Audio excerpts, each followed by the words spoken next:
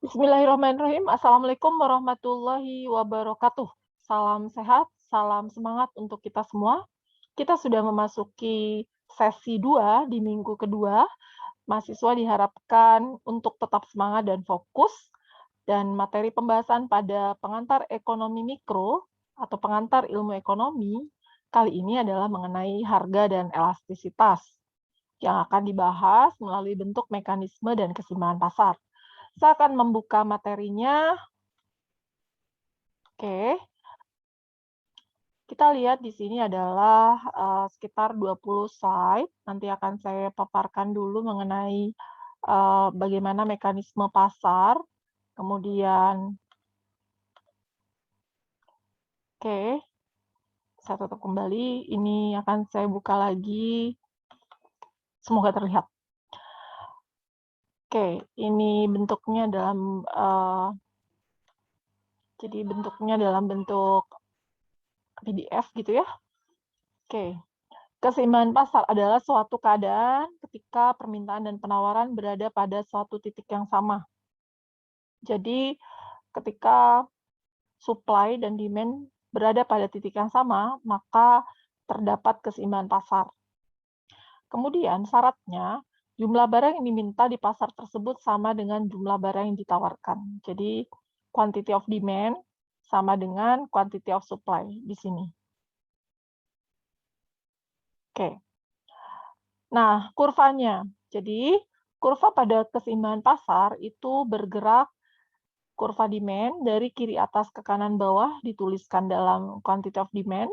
Sementara kurva supply bergerak dari kiri bawah ke kanan atas dan mereka ada pada satu titik. Jadi, ini yang vertikal untuk garis harga, kemudian yang horizontal adalah quantity. Keseimbangan pasarnya tercapai ketika QS sama dengan QD. Proses terbentuknya harga di pasar. Harga di pasar dipengaruhi oleh beberapa faktor. Jadi, faktor yang mempengaruhi bisa dari sisi supply, bisa dari sisi demand. Masing-masing faktor dapat menyebabkan baik kurva permintaan maupun kurva penawaran itu bergeser. Jadi, dengan bergesernya, maka terjadi perubahan keseimbangan baru. Tadi kan kurvanya kita tahu dari kiri atas ke kanan bawah adalah kurva demand, dan dari kiri bawah ke kanan atas adalah kurva supply, dan mereka bertemu pada satu titik. Dan ketika kurva demand atau kurva supply-nya bergeser ke bawah atau ke kiri bawah atau ke kanan atas, maka dia akan bertemu pada satu titik keseimbangan baru. Oke, kita lihat di sini. Persamaan permintaannya adalah quantity of demand sama dengan 60 minus 10P. Persamaan penawarannya, quantity of supply sama dengan 5P plus 15. Tentukan schedule keseimbangan dan kurva keseimbangannya. Oke. Kemudian fungsi permintaan, quantity of demand sama dengan 150 min 3P. Kurva penawarannya, quantity of supply sama dengan minus 60P plus 4P. Hitung berapa harga keseimbangan dan kurva keseimbangannya. Oke, pergeseran harga keseimbangan, persamaan fungsi permintaan memiliki asumsi, assuming, bahwa barang itu hanya dipengaruhi oleh harga barangnya sendiri, sementara faktor lain tidak mempengaruhi atau ceteris paribus. Oke, ya pada kenyataannya sih semua barang itu dipengaruhi oleh harga atau faktor di luar harga barang itu sendiri. Tetapi ketika kita ingin konsen pada produk atau pada pergeseran objek, maka kita asumsikan yang lain tidak berubah. Karena kalau berubah, otomatis perubahan pada bentuk keseimbangannya akan menjadi susah untuk di-tracking. Modelnya, fungsinya, dan hal-hal lain seperti itu. Kemudian, ini adalah yang tadi ya, ceteris paribus berarti variabel yang lain dianggap tidak mempengaruhi. Jadi apa yang mempengaruhi pergeseran atau perubahan naik atau turunnya keseimbangan? Pertama adalah bertambahnya jumlah pada permintaan. Jadi kalau demand-nya naik, demand naik itu kan berarti ke kiri, ke kanan atas ya. Ya, ini kan ke kanan atas ya. Oke, saya besarkan lagi ke kanan atas. Maka dia akan bertemu pada satu titik ES baru ini. Oke, begitu ya. Dan kuantiti geser ke kanan, keseimbangannya baru muncul, harganya juga menjadi berubah. Gitu. Oke, tadi bertambahnya jumlah permintaan. Sekarang berkurangnya jumlah permintaan juga akan menyebabkan keseimbangan baru. Jadi kalau bertambah itu geser ke kanan atas, kalau berkurang geser ke kiri bawah. Gitu. Nah, dan ini pastinya kalau dia bergeser menurun, permintaannya, harga juga akan turun. Kita lihat dari sisi bertambahnya jumlah penawaran. Jumlah penawaran kalau bertambah, nih, bertambah itu kan berarti lihat ya, bertambah penawaran, dia bergeser, bertambah ya, berarti kan dari keseimbangannya bertambah tinggi gitu ya. Karena harganya naik, maka jumlah penawarannya gitu ya. Ini pastinya yang bertambahnya penawaran tuh justru menurunkan harga ya. Karena kan di pasar jadi semakin banyak sehingga permintaan akan barang semakin tersebar gitu, terdistribusi. Nah, kalau berkurangnya jumlah penawaran ke kiri gitu ya, berkurang penawaran, berarti kan dia semakin mendekati titik origin 0, maka jumlahnya semakin kecil. Gitu. Jadi ketika dia bergeser ke kanan, ke bawah, ke kanan itu berarti menjauhi 0, bertambah, ke kiri berarti semakin sedikit. Kalau bergeser atau berkurangnya penawaran, maka harga gitu ya. Ini kan titiknya bukan P1 di sini ya, ini P1-nya ada di titik ini, yang ini. Yang bawah ini kan P biasa. Nah, dia bertemu antara P dan ya ini sebenarnya ini keseimbangannya ini adalah E, yang ini E1. Gitu ya. Jangan lupa. Kenapa? Karena P dan Q bertemu pada E, P1 dan Q1 E1. Gitu ya. Oke. Nah, kita akan lanjutkan masalah jangka panjang sektor pertanian. Kita harus observasi. Di sektor pertanian itu unik karena dia adalah kebutuhan atau sektor primer, sektor yang dimiliki oleh Indonesia dengan geografis yang luas dan tanah pertanian perkebunan besar gitu, gede banget. Oke, kenapa perkembangan ekonomi sedikit demi sedikit akan mengurangi peranan sektor pertanian? Ya tadi, hasil pertanian. Jadi kalau dalam bahasanya kita baca ya, dalam perekonomian negara yang berkembang, sektor pertanian penting sekali artinya. Sebagian besar pendapatan rumah tangga dibelanjakan untuk membeli hasil pertanian. Perkembangan ekonomi sedikit demi sedikit akan mengurangi peranan sektor pertanian.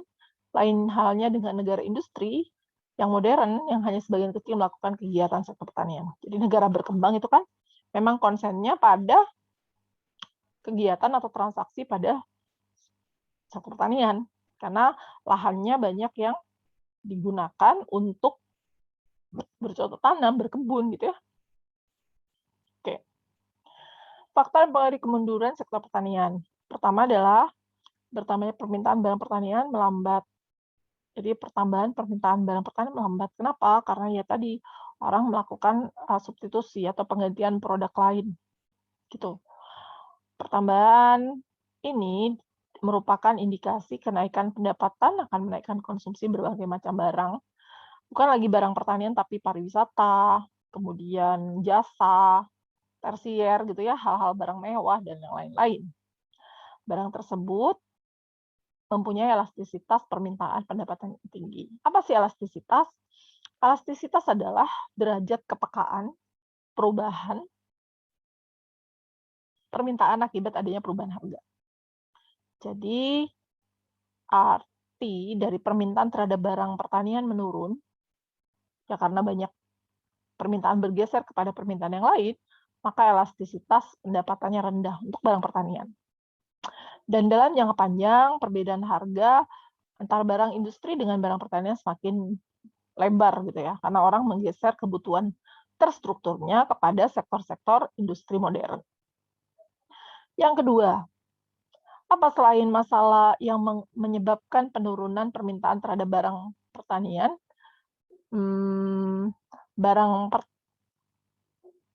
jadi bahasanya penurunan pertambahan permintaan pada barang pertanian gitu ya.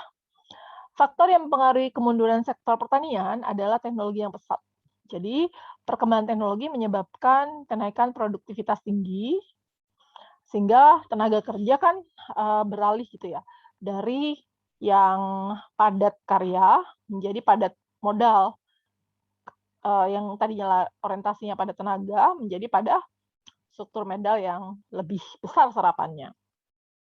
Ini juga menimbulkan ya kelebihan produksi pertanian, harga pertanian rendah karena ya tadi teknologi mendorong jumlah pertanian tinggi, tetapi di sisi lain seperti trapping, perangkap, kenapa jumlahnya banyak tapi harganya turun, gitu. Ini terjadi di negara maju tahun 1929 Amerika Serikat sebanyak 12,8 juta orang bekerja di sektor pertanian, di mana sekarang lebih membutuhkan sedikit orangnya. Nggak cuma sektor pertanian sih ya, semua sektor yang bisa dialihkan kepada teknologi informasi ya digeser gitu. Pelayanan pada perbankan, pelayanan pada tiketing, apa yang nggak bisa digantikan oleh mesin. Itu juga menjadi hal yang perlu kita dalemin dan kuasain dengan mengantisipasi pada skill yang dibutuhkan di masa depan. Oke, masalah jangka pendek dalam sektor pertanian. Kenapa sektor pertanian menjadi penting untuk dibahas pada mekanisme keseimbangan? Karena isu utama bagi negara berkembang, bagi negara yang memiliki lahan pertanian luar biasa banyak, itu ya optimalisasi pada hasil produk atau hasil tanam. Apa yang menyebabkan ketidakstabilan harga pertanian dalam jangka pendek? Perubahan penawaran. Jelas, tadi kita sudah bahas. Ketika barang ya padi gitu ya, singkong, palawija, karena alam, karena hujan, karena kondisi banyak gangguan akibat bukan pandemik ya, iklim, maka jumlahnya menurun. Nah, kalau sudah menurun jumlahnya, berarti produktivitas terganggu. Barangnya sedikit di pasar, harga naik karena banyak yang meminta. Kemudian ada perubahan permintaan. Ini terjadi pada kalau harganya mahal atau karena adanya barang lain, maka permintaan terhadap barang tadi menjadi ya berkurang. Sehingga tidak elastis, berapapun perubahan yang terjadi tidak direspon oleh perubahan pada permintaannya. Oke, kemudian peran pemerintah dalam campur tangan terhadap kondisi yang tadi, ya karena teknologi, ya karena adanya penurunan permintaan, perubahan pada penawaran, maka mereka perlu melakukan intervensi. Bagaimana cara memberlakukan intervensi? Ya, menetapkan standarisasi jumlah produksi pada produk pertanian, jangan over atau under, sesuai dengan kebutuhan pasar dan masyarakat. Dengan cara, ya tadi, ketika ada lembaga yang bernama ya Bulog gitu ya, untuk menangani dan mengontrol masalah produktivitas.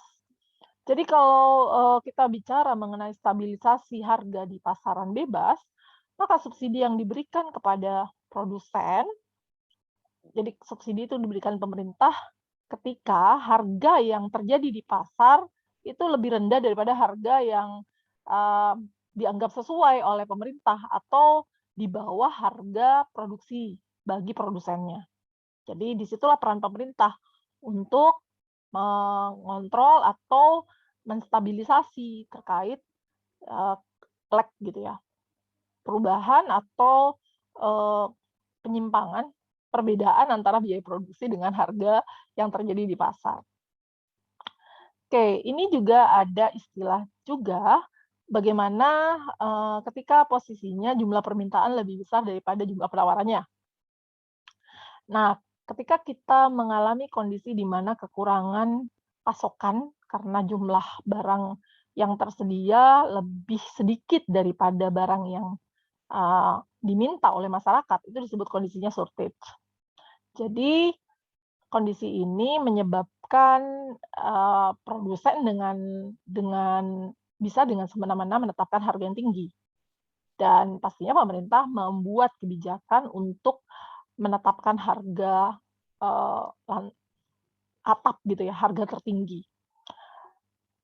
Kemudian ketika kita bicara mengenai harga maksimum, kebijakan harga maksimum tadi yang dikondisikan atau yang diambil oleh pemerintah akan menciptakan kelebihan permintaan. Jadi selalu ya namanya mekanisme dan keseimbangan terjadi ketika dia shortage atau sebaliknya ya memiliki kelebihan atau kita kita pada kondisi berkurangnya penawaran, kemudian menurunnya barang atau kualitas barang yang diperjualbelikan, itu juga menjadi dampak dari penetapan harga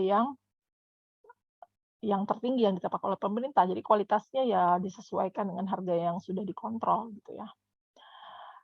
Dan pengaruh pajak ini bagian penting dalam mekanisme keseimbangan. Pemerintah juga menetapkan pajak karena melakukan perannya pada sebagai alokasi sumber pendapatan nasional gitu ya. Maka otomatis harga barang tersebut ketika dikenai pajak jelas naik. Besarnya pajak yang ditanggung oleh konsumen atau produsen juga dipengaruhi oleh elastisitasnya. Jadi semakin elastis atau semakin sensitif, maka gitu perubahan permintaannya, maka semakin kecil beban pajak yang ditanggung pembeli. Dan semakin elastis atau semakin peka kurva penawaran atau jumlah yang ditawarkan oleh produser, maka ya karena perubahan harga ya, kalau harganya naik dia direspon oleh jumlah yang ditawarkan tambah banyak gitu. Maka semakin besar beban pajak yang juga akan ditanggung oleh seorang pembeli. Kemudian tadi ada istilah tentang keseimbangan, kemudian faktor yang mempengaruhi permintaan dan penawaran, elastisitas kita sudah bahas, kemudian pajak juga kita sudah bahas, maka kita akan bahas lagi tentang subsidi. Kan tadi pajak adalah salah satu instrumen yang dilakukan pemerintah agar dapat ya menjadi bagian penting dari pendapatan nasional gitu ya. Nah, subsidi ini juga ada intervensi atau peran pemerintah agar produsen yang tadi over dalam penetapan harga diberi satu suntikan untuk mengurangi biaya produksinya. Jadi bagaimana posisi subsidi bagi produsen dan pembeli dipengaruhi oleh elastisitasnya pada kurva permintaan atau penawaran. Ini bisa diilustrasikan atau digambarkan dengan gitu ya, semakin elastis gitu ya kurva permintaan, maka semakin besar subsidi yang akan diterima produsen. Oke, saya ulang lagi. Jadi derajat kepekaan perubahan permintaan akibat adanya perubahan harga, gitu, maka dia semakin besar subsidinya yang diberikan atau yang diterima oleh produsen. Dan semakin elastis kurva penawaran, maka subsidi yang diterima oleh produsen juga semakin kecil. Saya beri catatan penting ya kepada semua mahasiswa, diingat baik-baik. Elastisitas kurva permintaan adalah derajat kepekaan perubahan permintaan akibat adanya perubahan harga. Jadi kalau harganya murah atau mahal gitu ya, bergeser cepat, maka ditanggapi atau direspon dengan pengurangan jumlah barang yang diminta atau bertambahnya barang yang diminta. Kalau itu semakin tinggi kurva permintaan akan dilakukan oleh konsumen ya, maka subsidi yang diterima produsen semakin banyak. Karena elastis, karena direspon oleh siapa? Oleh pembeli. Jadi perubahan yang sedikit saja membuat mereka bereaksi gitu ya. Maka produsen akan dapat subsidi.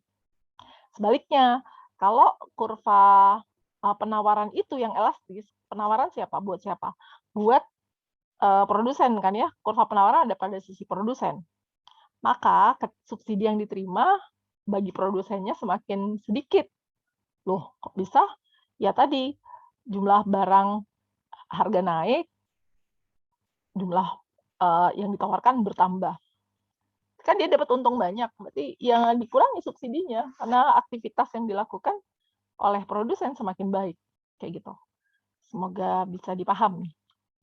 Dan ini adalah soal contoh. Tadi ada 3 soal contoh, silakan diselesaikan ya. Di atas itu terkait persamaan fungsi pada kurva supply dan kurva demand, tentukan harga keseimbangan, price, dan kuantitinya. Terus ini keseimbangan sebelum dan sesudah pajak. Jadi penetapan pajak, kita pakai asumsi pajak yang ditetapkan misalnya 10% gitu. Silakan Anda hitung berapakah harga dan berapakah kuantitas ya, baik di dalam demand ataupun supply. Kemudian kita bahas di ruang diskusi pada sesi ini. Sampai dengan waktu dan sesuai dengan schedule pembelajaran. Itu dari saya untuk sesi ini, sesi 2.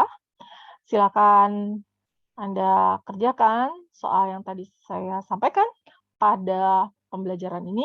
Tetap semangat, terima kasih atas perhatiannya, jangan lupa jaga kesehatan, dan terima kasih, mohon maaf, sampai bertemu lagi pada sesi 3. Wassalamualaikum warahmatullahi wabarakatuh.